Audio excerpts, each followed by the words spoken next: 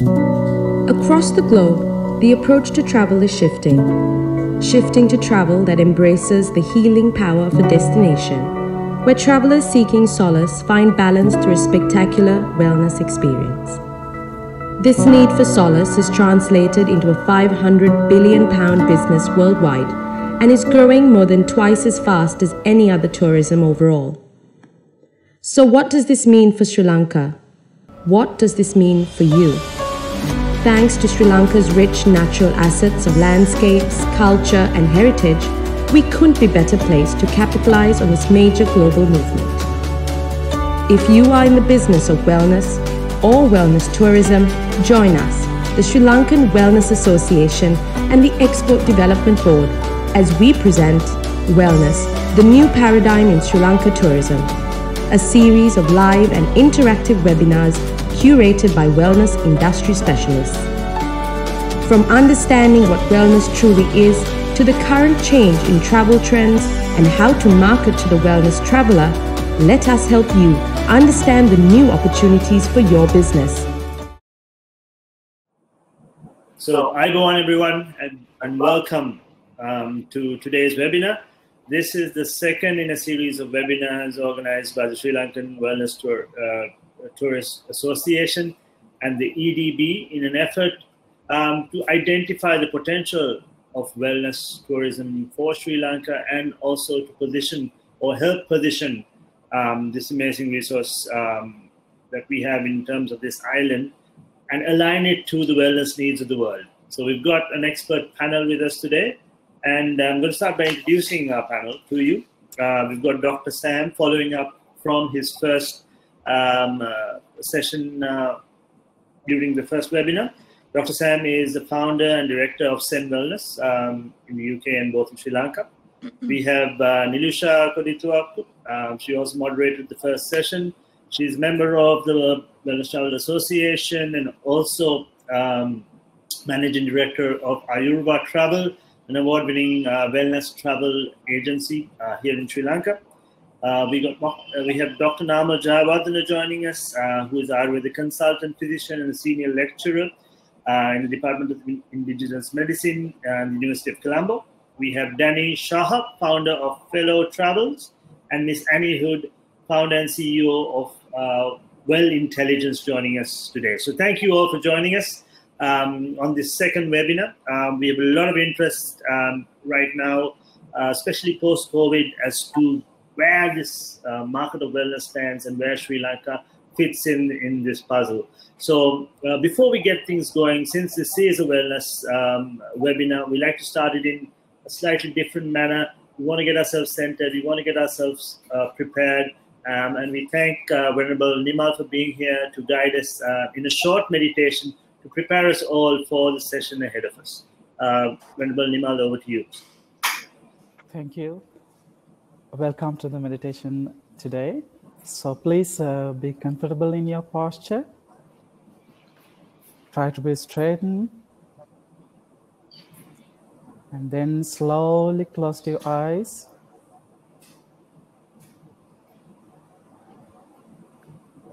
Especially this, I'm going to do today loving kindness meditation.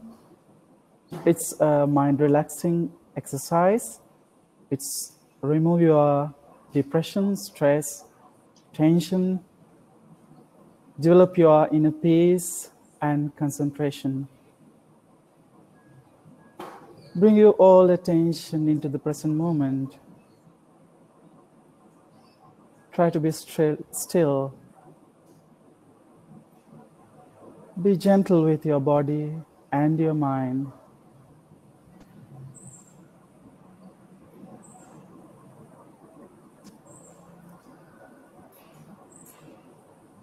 You are not wondering anymore about other things. Just try to being here without any stress, tension. There is only a wish to be here. Now just think. I like to be free from enmity and danger.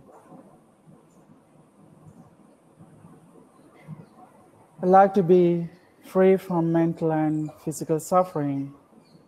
I'd like to be happy forever. So now we're going to spread our loving kindness to all the beings, including ourselves. Just think, may I be free from enmity and danger. May I be free from suffering. May I be free from all the mental and physical suffering. May I take care of myself happily.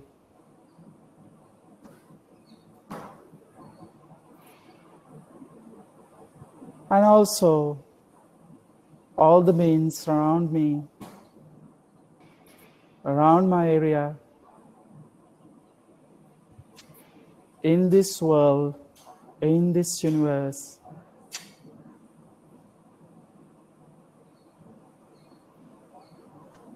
May they be free from enmity and danger, be free from mental and physical suffering. May they take care of themselves happily.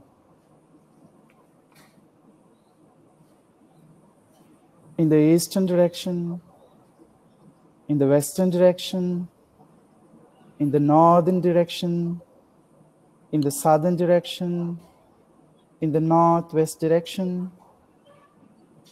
in the northwest direction, in the northeast direction, in the southwest direction, in the direction below,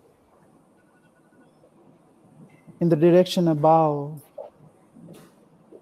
all the beings, be free from enmity and danger, be free from mental and physical suffering. May they take care of themselves happily. All the beings, be happy.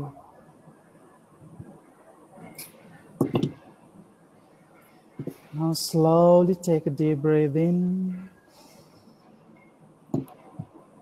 Gently, while you breathe out, slowly open your eyes. Thank you. Very much, Venerable Nimal. As we begin our session, is Nilusha still with us? I can't see her on screen. Okay. So as we begin our session, I'll first come to you, Annie. I think moving forward, Sri Lanka has been part of the wellness tourism sector for quite a while because we've had Ayurveda woven into our culture and into our tourism as well. But we haven't really looked at wellness as a big part of our tourism till now. And now that we are looking out there, and there are lots of people from the hospitality industry joining us today, I think a good place to start will be to define what wellness tourism exactly is, and also a little information on the size of the market, the potential. And someone had already asked a question, which I can link onto this, is that how do you see the change in wellness tourism post-COVID, and also in particular what do you see the change in Asia versus Europe as well? So if we can start off with that, Annie. Yes, with pleasure, with pleasure. Good morning, everybody. Good morning, and welcome, of course. Well, wellness travel, first of all, to define it, it's about purpose. It is about generally travel associated with the maintenance and the enhancing of one's well-being. Now, that's a very generalist view, and what's important, for everyone to understand is there are primary and secondary travelers. So the value of the wellness tourism economy, right now is almost 640 billion, just shy. 639.4, I believe it is. And it's expected, this was pre-COVID, expected to grow to around $1 trillion by 2022. Now that is a huge amount, right?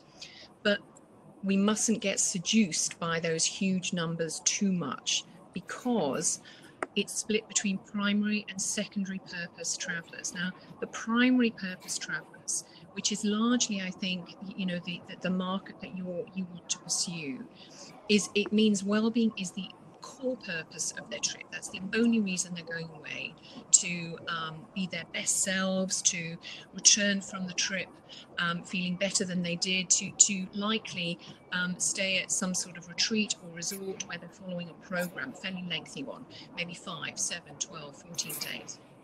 And that is only 11% of that 640 billion, okay? 89% is secondary wellness travelers, and that means that the purpose of their trip is for something other than wellness, okay? That means it's a family trip, it's a holiday, it's a business trip, but whilst they're on that trip, they might have a massage, they might join a group class, and so there's a little bit of wellness, wrapped up in there. But that's the split: 11% primary, 89% secondary out of that big 640 billion market. Now, the good news is that it's my opinion, and it remains to be seen, is that this will continue to grow post-COVID. What's the reason for that? Well, the focus for everyone is likely to be more specifically on their own well-being. COVID is a pretty lethal virus, and I'll come on later to the specifics of where I see the opportunity for Sri Lanka, but the opportunities for you lie in a responsiveness to where we are in the world, in my humble opinion. Everybody's scrambling a little bit for where to get back onto the front foot as far as tourism goes, and all of these things play a part in what your strategy is going to be to go forward. Shalin, remind me about the other questions. I'm sorry. We were trying to grasp the first which you did. Grasp a bit of the scale, and do you have any numbers with regard to Asia particularly? Well. Yeah, I mean, Asia is a very, very strong market. I haven't, I mean, I can find it pretty quickly, but the specific, breakdown, for Asia is out of that 640 billion. God, I don't want to give you the wrong figure. I mean, I can find it and post it for you. And, I think for Asia is in many ways synonymous, with that sense of getting back on track, that well-being. The labour market is so, if you will, predisposed to that, and it has a more a softer, if you will, more holistic purpose to it, whereas Europe it tends to be a little more clinical in its approach. Asia, tends to embrace spirituality a little more than Europe does, and that's a really important factor. And I'll come on to, sort of considered consumption, what I'm terming human emergence, which I'm seeing as a trend, that's really starting to poke through, particularly given, the last few months and, the world has been going through. So one aspect of sort of West versus East, if I can say that, is that Asia has that fundamental spiritual anchor, which you also share obviously in Ayurveda, in yoga, in that embrace of nature. Not that doesn't exist elsewhere, but that's certainly an edge for Asian countries. Well, I'll just follow that up quickly because it ties in well. This is actually a question I had for Danny, but I'll pose it to you since we are having some connection issues. How do you profile the new wellness traveler? When I say new wellness traveler, I mean, yes, there was evolving wellness traveler, but you would expect post-COVID for that pool to grow. And how would you profile that? Well, look, I mean, I don't profess to know all the answers now. It's very fluid, in terms of where we are as a world. But there are 4, really key macro trends that, company called Masher actually shared with me, and the first is considered consumption.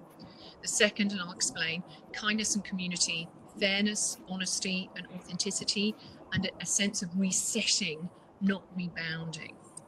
So the first, the considered consumption, that sense of living with less, a sense, this is consumers, okay? Glorified frugality, sharing, renting, borrowing. There's a little bit of a backlash happening on status flaunting. So humility has really stepped up. Now note savings rate globally, that is going up.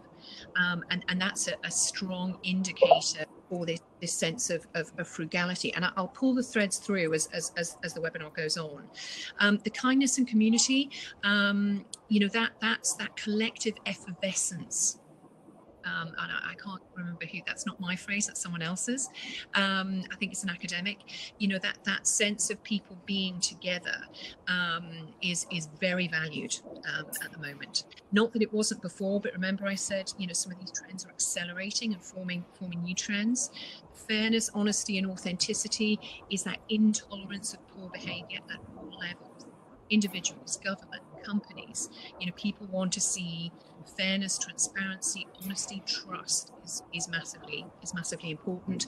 And the resetting, again, important. People don't want to go back to their old habits, which will be rebound. They want to look forward. We're at a pivot for what I'd call a paradigm shifting culture, and this is where Sri Lanka can really you know, take advantage. And I'll come on to more later. I don't want to take up too much airtime. Thank you, Annie. I'm just going to jump ahead. We had the sequence I was planning on going because it ties in well. Sam, if I can engage you in this, mindfulness is something that's very ingrained in our culture, whether it's through Buddhism or through Ayurveda, really mindfulness, meditation, and so on. And I know you do a lot of work around that through your curated programs and so on. How strong, I mean, mindfulness or the meditation channel is even tipped to be the next yoga in terms of exploding out there commercially as well. Given we have this strong sense of mindfulness and all these meditation techniques ingrained in our culture, how strong can we leverage that as a tourism benefit or around that? I think you've done work around that already. So if you can just elaborate for everyone. Sure, thank you, Sally. Good morning, everyone. Good afternoon, and good to be back here again. Yeah, I want to sort of start with where the mindfulness meditation in terms of consumer demands. You know, like it's like a exploited here and in Western Europe because people are on webinars, Zooms, and digitally totally connected. So people need an escapism, and part of that is the mindfulness and meditation, especially more young audience. You know, but I'm talking about below 50. You know, these old people are really looking for some sort of mindfulness meditation at the moment. It's a global phenomenon. So there's a huge demand, and I would say it's a billion-dollar industry. You know, there are apps that is exploiting and, you know, trying to take advantage. So there's a limitation, shortcoming from this kind of apps offering mindfulness meditation experience. So this is where Sri Lanka can really position itself because, you know, first of all, you know, you look at the countries worldwide, our competitors, you know, but Sri Lanka is far on top in terms of mindfulness meditation. You know, school children go to Sunday school, you know, they do mindfulness meditations, you know, and I started from that, you know, so it's our heritage and culture. And that mindfulness meditation could be our biggest export to the world, and in a good, positive way. And, you know, it's also bring the spiritual element because, you know, Sri Lanka is not like a really heavy on the sort of religious aspect. We can take the religious element out and just really work on what's the value of the mindfulness meditation, you know, and many Western people are attracted to that. But also, I think it is very important that we really understand, you know, how we understand the consumer demand, you know, what they're looking for, what they're seeking for, because it needs to be really to understanding the mindset and to be able to connect such a way that they can be embraced. It's very important. And so, we talked about in the past, we had gone down the road, like a traditional Ayurvedic routes, like promoting Ayurveda. That's fantastic, but that's already been established and people know that destinations. But that's not enough for us to position ourselves in a global wellness trend. We need to expand that to the more offering. And I think the mindfulness meditation is so natural, and it really can be structured such a way that we can attract much more audience. It could be that resort there and we can take it to the Buddhist temple and meditate in the temple. That really become authentic, and also it's really become community affair. Because, and he said, people are today looking for much more authentic experience, more community-based experience, and less is more. So in that sense, mindfulness meditation position itself like a strong element, and that could be a very good traction for Sri Lanka. Because if you look at the other competitors countries, that it's not that strong, but Sri Lanka has that strong element of mindfulness meditation, especially in the rural community. So if we can promote that in a way that will be attract the sort of the wellness seekers, that would be fantastic, especially bringing a new audience. Because Ayurveda is sort of, mindfulness meditation is everyone knows. Ayurveda, not everyone knows it, because you need to have some sort of connection to that. The German market is very strong on Ayurveda because it's been there. But if you look at the UK market, if you look at the Australia, if you look at the American market, they're not very into the Ayurveda, but they are big into the mindfulness meditation and yoga. So we really need to expand that the offering if you want to attract much more expanded version seekers, I think. Is that right? So, is that what you're selling? Exactly. And Sam, do you think, given the culture and the upbringing of Sri Lankans, when you talk about training people to be in this industry, that we have the right people for the job? That's a big question. Yeah. That I mean, you have to ask, do you have right people for Ayurveda as well? Because I think there are good therapists in Sri Lanka. I think the stakeholders need to come together and really package in such a way that is highly professional. But Sri Lanka has a natural resources. You have Ayurveda, you have a mindfulness meditation, and we have a nature. But I don't think as a service industry we are really in tune to service the high-end market. And that needs to be trained professionally. And for example, the language is the big factor, and also understanding the real fine tuning to how to connect with this travel. It's not like a leisure tourism. leisure tourism is all about mass tourism, but the wellness tourism is much more niche, and people need to really connect with the seekers and really support their journey. That means I think the staff and this resort really in tune with what they're looking for. So answer your question, mindfulness meditation. Yeah, sure. I think we have trained our staff. Our Ayurvedic doctor is beautiful mindfulness teacher. When Balvimal came on this stage, we sometimes collaborate with them. So I think it's also making a link with the community. It could be a temple, and it could be inviting the Buddhist priest to come once a week or 2 times a week to the resort and meditate with the group. So that can be easily structured in a way if given the initiatives, right? Right. Great. Thanks, Sam.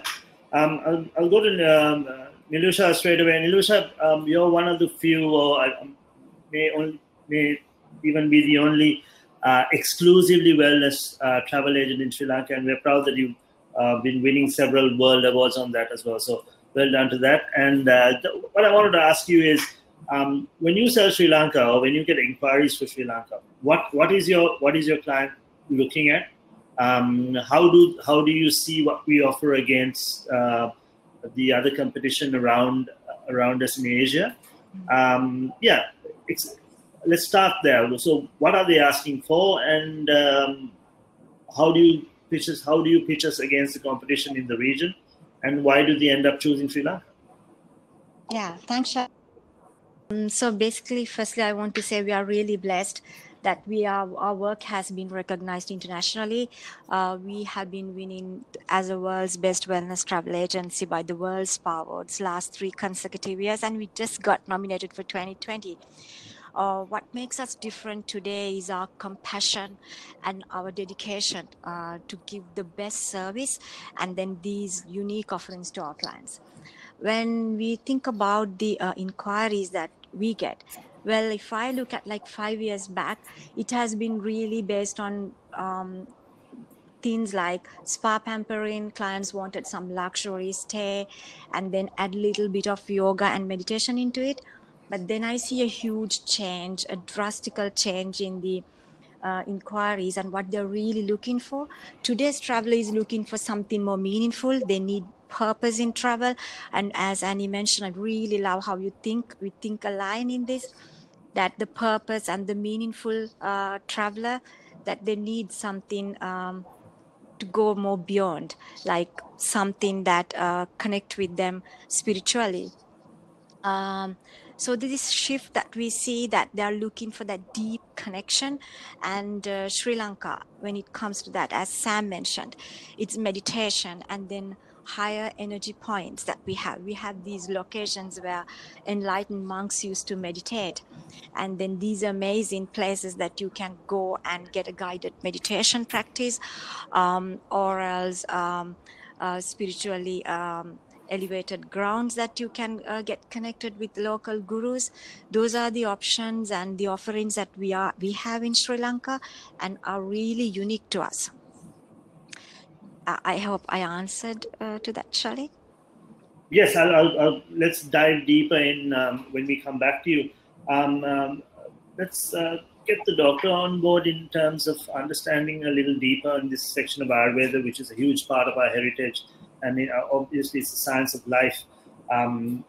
But we've been talking lately a lot about Helavedakama. Now, even as Sri Lankans and even as people in the hospitality industry, a lot of people don't understand what is Helavedakama, what is the difference, or what is the connectivity between Ayurveda and Helavedakama. So, doctor, if you could just enlighten us on that, I think that'll be very helpful for us moving forward. Okay, well, good morning and good afternoon, everybody, and hi, Rowan. And thank you very much for giving this opportunity to. And the very good question you asked. Now we are facing some problems because no one can't identify what is the Helavedakama, what is Ayurveda, what is happening here in Sri Lanka, what is going on, what are the treatments we are doing based on the Helavedakama or the Ayurveda. Then that is actually a very good question. When we are considering that Ayurveda Act in 1961, number 31 Act, it says, it defined the Ayurveda. It has so many other practices. It connected with so many other practices. For an example, it has Ayurveda practice, and also it has some Unani and the Siddha as well as the traditional practice. Traditional mean what you say, that's Helavedakama. And all the combination of these therapeutic systems we call as Ayurveda in Sri Lanka. Actually, the traditional medicine or the Helavedakama, we believe that treatment system is descent from the great king Ravana's era, and it's handed down from the generation to generation, and now we are practicing it. Actually, it is one type of identical. It is identical to the Sri Lanka. It is actually in our king's period. Most of our kings, they practice. They practice the traditional system, and not only for the human beings, but some other animals also, they practice this our traditional system, our Helavedakam. And as a in field of tourism, you know, I think that there are so many ancient ruins that our hospitals, especially the Mihintala, the mountain, there's one hospital, the ancient ruin, and we believe that it's one of that is the first hospital in the world. And also the Polonnaruwa area, there's another hospital, and there are so many other small dispensaries. We are having so many ancient ruins, and that means we had our own identical treatment modalities in Sri Lanka to treat human beings. And also the Ayurveda system, it's origin from the North Indian area. And the Ayurveda system linked with the traditional our Sri Lankan system with several times. I mean that the period of King Vijaya, the systems get linked. And also there are some other, the several times these systems get mixed with the Ayurveda and the Helavedakama. And also now we are practicing by using these two theories, combined theories, now we are practicing. And actually, for an example, if you are considering the disease, what we are doing is we are having the concept of Ayurveda. We can explain all the disease condition through the Ayurveda concepts. And also we are having such a good therapeutic measures in Helavedakam. What we are doing is we are analyzing all the disease condition by using Ayurveda concept and the pathology and the causative factors, what are the other complications and everything we are analyzing by the Ayurveda concept. Because our Helavedakama, it doesn't have much more concepts. It has some concept, but not much more, not like the Ayurveda. But Ayurveda, we can have thorough knowledge. It's actually philosophy. We can have a thorough knowledge about the disease concept, and then we can apply our Helavedakama treatment to cure the disorders. And also in tourism field, we can use both two systems together. Because for an example, in tourism, we are practicing the Panchakarma theories, Panchakarma concepts, Panchakarma treatment modalities. The Panchakarma treatment modalities come from the Ayurveda system, not the Helavedakama. We can't ignore that Panchakarma treatment in Sri Lanka because that treatment modality is a very effective. And also we can use some Helavedakama concepts also in the tourism field. Okay. Right. Thank you, Doctor. So moving on, I'll go back to Annie. Annie, well, I mean, all this is means to an end in terms of finding the ideal positioning for Sri Lanka as a wellness destination, and that's what we're all working towards. So in that light, what would you say are the most important components to creating an effective wellness travel destination? Yes, thanks, Shalin. I think community is an integral part of what you offer. People are longing for that.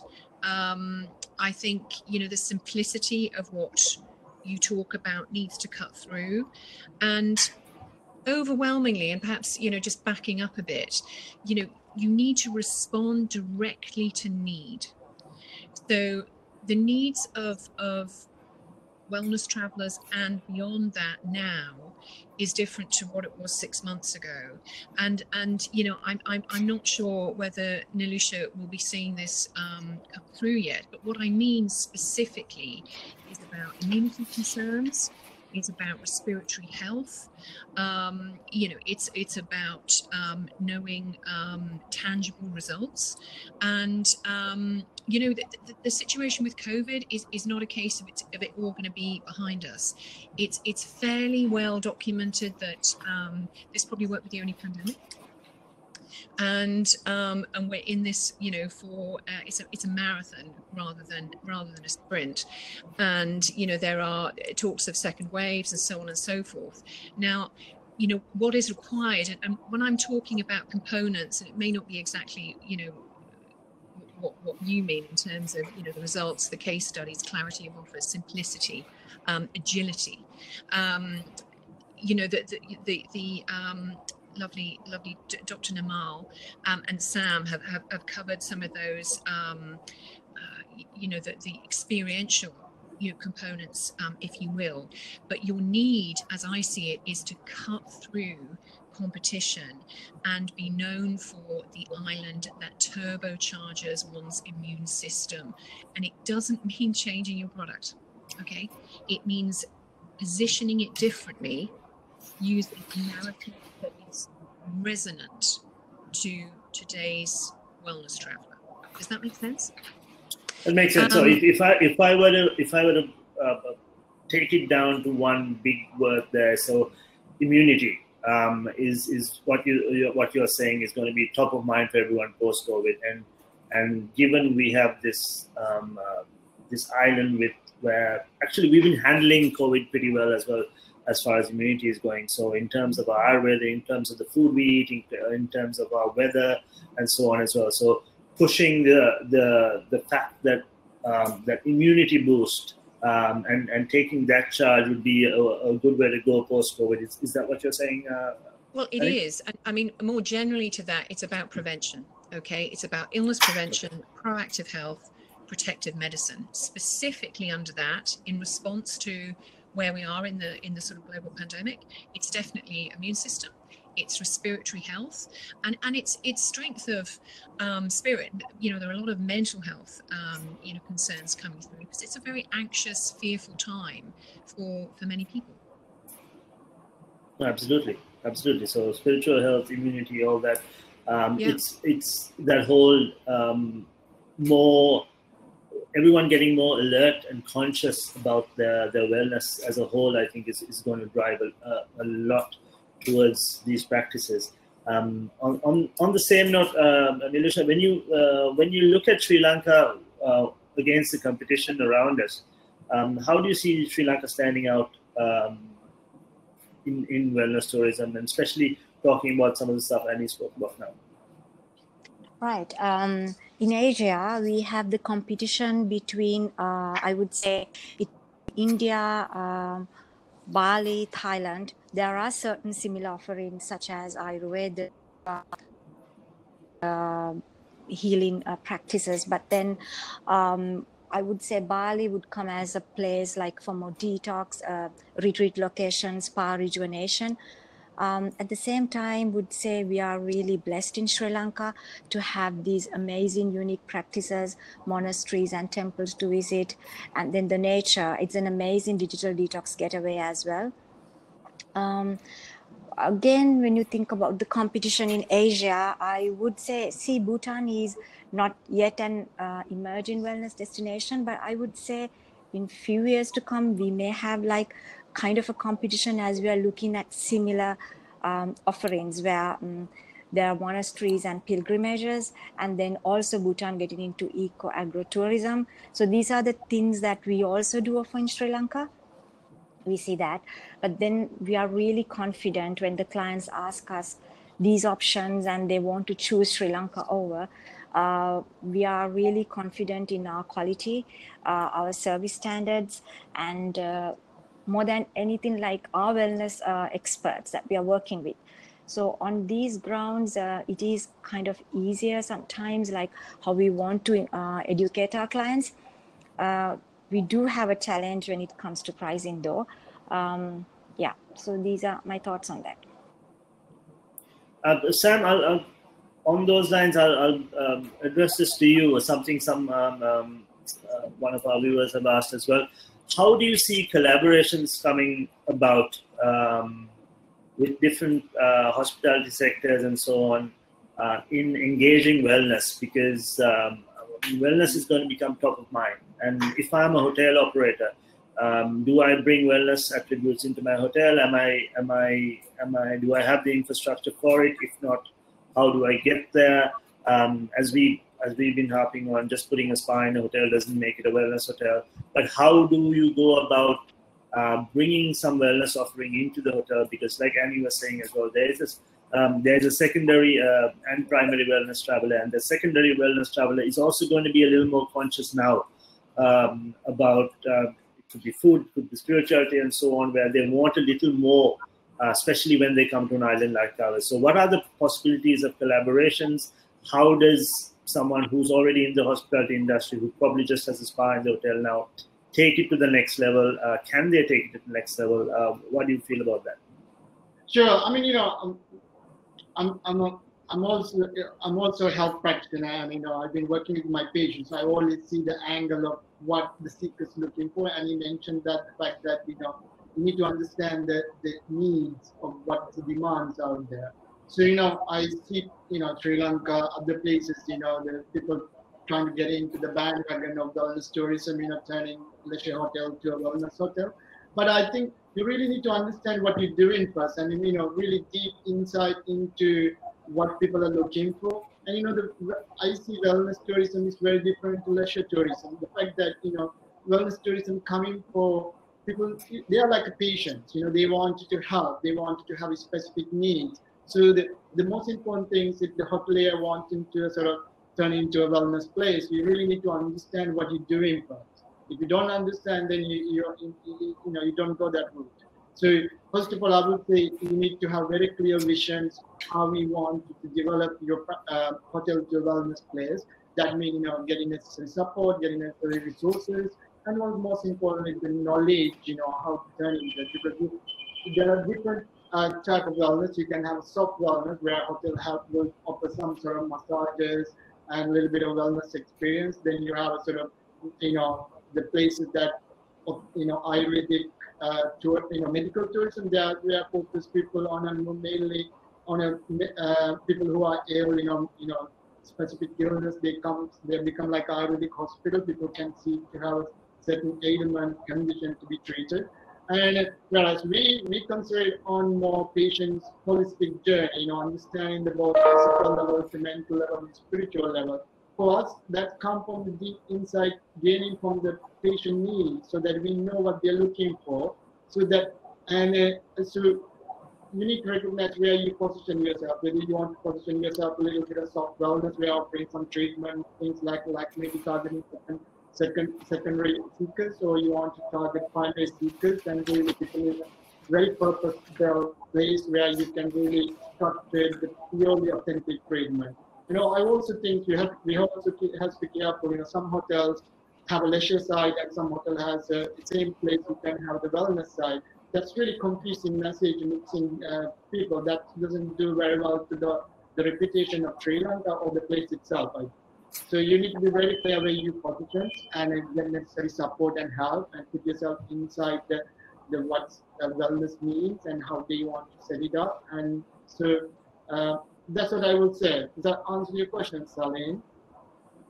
Yes, it does. Now, also, again, I want to address a little more. Maybe Annie could jump in here as well. The secondary wellness traveler. I mean, as someone looking at the webinar, seeing the numbers, and you're seeing that, and pretty almost 90% of your wellness travelers are going to be secondary wellness travelers. And in a situation like that, where the numbers are so high, you tend to try and appeal to them as well. So in a situation like that, would you still want the country to have programs where they're helping hotels get to that stage as well, or the sector get to that stage where each hotel has something for the secondary wellness traveler? Or do you think that we should have a bigger focus where our primary focus is going to be on that primary wellness traveler and develop more holistic locations? Or is it both? Gosh, I mean, going out with a single message doesn't mean you lose everything else. It's about differentiation in the marketplace, and you're right. The secondary purpose traveler is the largest share of the pie. I don't know what your breakdown is in Sri Lanka, between primary and secondary. But if I could add more to this, because it isn't just about the public and private sector tourism pieces, being knitted together. It's about this new social contract that's taking shape. And what I mean by that, when I say social contract, it's happening everywhere. So the gap is closing between public and private sector, right?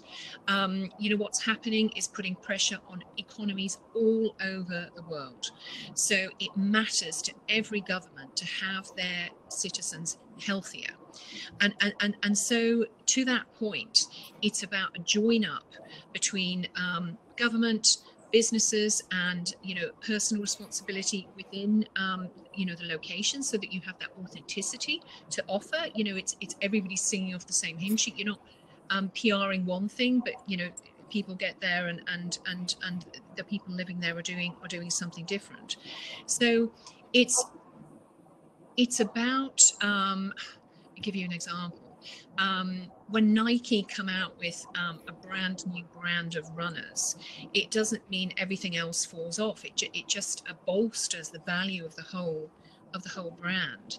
So going back to the point I was making earlier, that agility and that responding to need now, that immunity, the optimization of respiratory health, and being able to measure it. We haven't talked about technology, but that's actually a really important part of our future. People knowing that they're more well, knowing that they're getting results from where you are. So what I think it comes down to is clarity and resonance, with the people that you're aiming at. And you're, Shalin, the no matter whether you're a primary or a secondary purpose traveller, your own personal well-being is taking a much higher priority because of what the whole world is going through right now. Absolutely, thank you for that. Nilusha, I'll go straight to you. Again, talking about a wellness destination as a whole. Sustainability is something, even through COVID, everyone started to realize what impact that we as humans have. We took away human activity for a couple of months, and things started changing environmentally so much that if you didn't believe in human activity causing problems for the world and sustainability before, you must believe it now. So in a wellness tourist mind, how important is sustainability, and how much should hotels, country, or businesses in general, wellness tourism or otherwise, invest in sustainability moving forward? Yes, Shalin. So we see when it comes to a wellness client, in their requirements, sustainability and community give back is one of the main components they would look for. Especially, I remember when clients inquire with us, they ask how sustainable this property is, how green are they, what are their green initiatives, what are they exactly doing to the local community. So these are really important, and we do have products in Sri Lanka, but I also see there is a huge potential for new properties to come in and add these elements in, as it's really important today for the new wellness traveler. Post-COVID, I feel, yes, the travel will be little lesser than number of trips they make would be lesser than what they used to.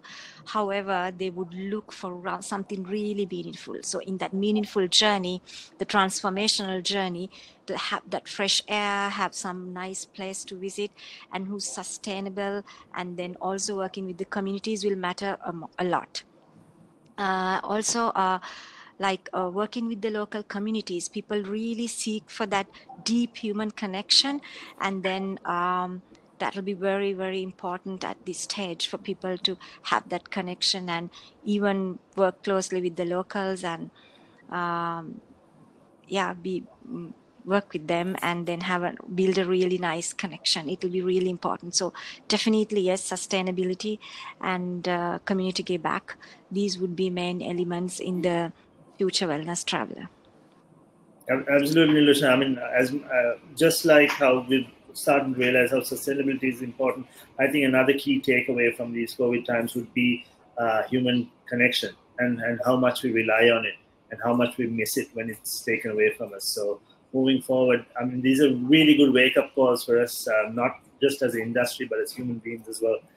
Moving further into Sri Lanka as a wellness destination, Sam, can you straight to the point, just name a few things that we need to get going in terms of experiences that Sri Lanka has potential for, that we are not leveraging on enough on the wellness tourism side? Again, yeah, sure. So I think, Ayurveda is the main focal point at the moment. Sri Lanka, like I said at my earlier touches, that mindfulness meditation, you really need to market that big way. And the second, third part is the Sri Lanka is incredibly blessed with the nature and the beauty.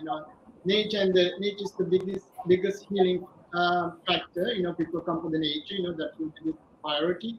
So, and that with that, sustainability and community health and making connection, that those are the things that we should really be focusing on.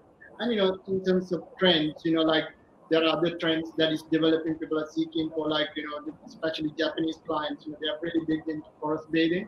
So Sri Lanka is blessed with the forest, and I think this is something we are really looking into it. And those are the real factors that we need to identify specific USP Sri Lanka. So in terms of that, Ayurveda is the main factor, which we already established.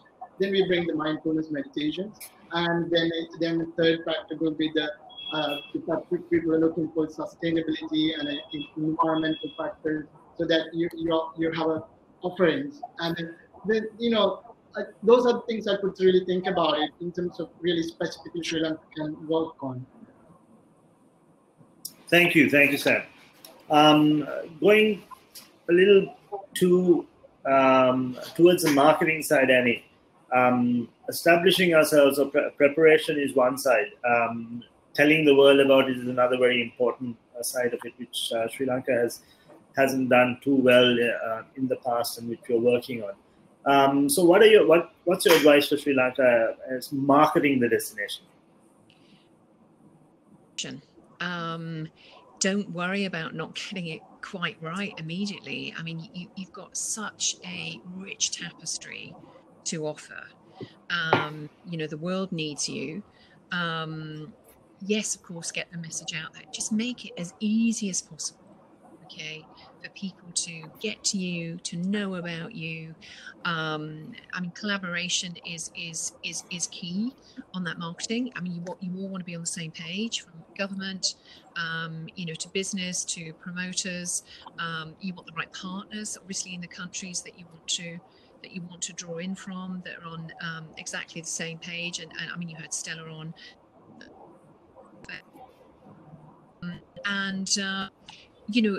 Clarity, as I said, a clear message that cuts through in terms of others, and it's still all those things that Sam mentioned: the Ayurveda, the mindfulness, the nature. Do for those people coming, and their own personal health is on their mind, and it's. COVID was sold in the beginning as a sort, what I mean, positioned as something that affected more elderly people, or people with underlying conditions, and actually not so. It's affecting some very healthy people as well. So it's incredibly important for people to be in rude health, in great shape. And that's something that Sri Lanka can do. You're an island, so you can control. You could say, we have a COVID-free space. You're going to leave us with an optimized immune system, with an optimized respiratory system, through Ayurveda, through nature, through our human emergence and our spiritual support network. However you do that, but I think decide quickly on what you want those messages to be, and absolutely push them out there, but be prepared to be agile, to respond, to tweak in some way. You don't have to get it absolutely perfect right out of the gate. You can build up to that. That's okay. Also, another one with marketing, I think Sri Lanka should have a focus strategy where it focuses on those markets, or should it be fairly open-ended at this stage, where we are talking about immunity, better health, the whole island concept, and so on? I think the markets that are most that you have the biggest relationships with, and I have a feeling Germany, Switzerland, Japan. Am I right in saying that, or is that left field? Yes. Okay, so I mean, I think definitely, push on open doors, push on the doors that are already, open to you. And, I'm sure that that's information that Franz must have covered, in that report for you to reveal, whatever additional opportunities, lie there for you. But, more than ever, it's about a joined up approach, a collaboration through all of those sectors that you have. Interdependence is unavoidable. You won't have success if you're not if you don't take a joined up approach. You know that. I'm not telling you anything you don't know. Great, thank you. I think we're coming on to about the time we end up, but a few quick things we need to get in. Doctor, something to ask you. Right now, Sri Lanka has been handling COVID quite well. Businesses seem to be opening up. Hospitality has opened up as well. Pretty much everything shy of the wellness centers in Sri Lanka have been given permission to open. Doctor, in your opinion, are we in a good enough place to open the wellness centers as well? Can we move on that in a structured manner? Actually, the wellness tourism is one part of our economy. When we consider in the economy in Sri Lanka, we have to think about the tourism part also. In the tourism field, the wellness tourism and the health medical tourism is most important. Most of the foreigners, they are coming to here for wellness, to have a wellness tourism, otherwise the medical tourism. Then we have, if we are reopening the tourism field, we have to think about the wellness tourism. But there are some problems because especially the coronavirus, that it is spread directly, the very close contaminations. And because of that, we have to be careful about the safety of our staff members as well as our client also. In Ayurveda or the traditional medicine sector, with the help of our health ministry, we create some committee, the COVID-19 committee in the indigenous medicine sector, and we plan to do the two parallel systems. I mean that we plan to do something. We plan to prepare the protocol for the prevention aspect as well as the protocol for the curative aspect. Actually, the curative aspect we planned by having some expert knowledge, expert opinion from the Indian Ayurveda professors, and also we have our two Ayurveda universities, actually the Kalan University as well as the Colombo University. We get some special knowledge from our expertise, and we create a treatment protocol. And but however, according to the Act, the Quarantine Act, we were unable to give that treatment to the patient. But however, in the prevention protocol, we have totally successful because we gave all the preventive protocols to the quarantine centers and the other isolated villages and all the staff members in our forces and our hospitals and the hospital staff and doctors, and the most of the people, they took our preventive measures. What I want to tell is, if we are reopening our tourism sector, we have to think about that part also, because of the safety of our people as well as our client. Then we can add that preventive measures to our tourism sector also. Right? For an example, if you are doing the Shirodhara or Sarvangadhara or any other Ayurveda treatment or the Elaveda Kama treatment, apart from that, we can introduce our preventive measures. Then it is somewhat good for our client also. And also by introducing this system, we can we can protect from the disease. And the other aspect is we can promote our Helavedakama to the foreign countries. And the other thing is there are so many other preventive measures, not only for the human beings, but in the environmental purification methods also we can use. In our Helavedakama system, we are having so many purification methods, so many other environmental purification methods we can use for in this post-COVID period. That's how we can introduce our Helavedakama diuretic system to the tourism field in this post-COVID series. Thank you, Doctor. Thank you. Just before we end, I'd like to address a question that's come on our question column.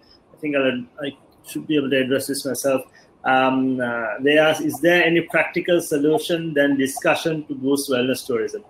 So, well, I think the answer to that is, well, discussion is what's going to lead to the practical solutions. We're all here in this webinar series to build to promote wellness tourism. So that is it. On top of that, the EDB has been working with Dr. Franz Linzer, who's done an in-depth report of the wellness tourism sector in Sri Lanka and made some recommendations on how to promote it. The tourist board too, of Sri Lanka tourism, has been engaging people in the sector again to make a plan to take this forward. So I will assure you, Shan, that there is a lot being done right now. Everyone's on their feet, moving to see how we can position this, position Sri Lanka on the wellness tourism map. And all these webinars are part of that. And it's not the discussion, but discussion that will lead to more thought and then actionable planning is where we want to take it. The Wellness Tourism Association is committed to that as well. We are a group of people from the industry who come together to work with the government agencies to take it there. So rest assured, it's work in progress. Thank you everybody for joining us. I think our time is done today. Thank you very much for joining from different parts of the world. If you have any last comments, I'll open it up to each of you for just one last comment. I think I'll start with Annie because in video order of what I see. Any last comments, Annie?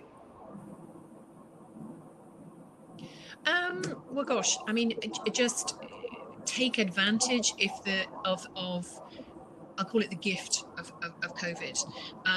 You know, this is a globally historic point from a cultural priority perspective. You know, health and well-being is going to go a few rungs up the ladder. So if you forgive me for being so blunt, strike while the iron's hot, be clear on your messaging, and you know, reap your rewards. You know, you have the most beautiful destination, and you know, optimize its healing potential, you know, for everyone who comes to you. Thank you. Sam? Sure, thanks. I think my vision is that, you know, I'm deeply passionate about Sri Lanka, and also it breaks my heart when it comes to the airport, you know, this mass tourism coming to Sri Lanka, because it's not sustainable long term. So my passion and my vision is that Sri Lanka become more sustainable wellness tourism. First time in our history, and we have opportunity to make that. We can all be change makers in terms of Sri Lanka positioning ourselves as a wellness tourism, because we can bring much more income and export development through focusing on wellness tourism. Also, Sri Lanka doesn't go down the roads like places like in Thailand, Bali exploited. So we are still a pure nation, a pure country, and I want to see that remain, and at the same time take the opportunity that is presented from COVID-19 to position ourselves as a wellness destination. I think we all collectively should work on that. Thank you. Thank you very much. Thank you, sir. Doctor, any last words before we end? Actually, the Sri Lanka is a very good destination for the health tourism as well as the wellness tourism.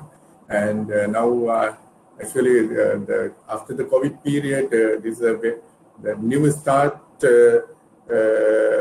of the sector, and we are most welcome to all the foreigners to come to Sri Lanka, and they can have our traditional system and our environment and everything they can enjoy, and with the safety, and we can serve in the Ayurveda system as well as the traditional system and our Ayurveda Karma system, and we can give full safety and effectiveness treatment as well as the service to all our foreigners. Thank you. Thank you. Nilusha, note to end? Yes, Shalin. We would like to welcome everyone to Sri Lanka. When you're looking for this journey of healing, journey of transformation, and in these elevated grounds, and we are really looking forward to give you a unique experience and a life elevation. So I feel Sri Lanka would be one of the wellness destinations, as we are confident in our service and in our offerings, and also with the wellness experts. So we will be working towards giving something really unique and special, and then do visit us, and you are in safe hands. Thank you, Nilusha, and thank you all of you for joining us. The third of the webinars will be on the 10th. Please join us, so that if you haven't registered yet, just go to the link and register. Thank you all for joining us, and Ayubowan.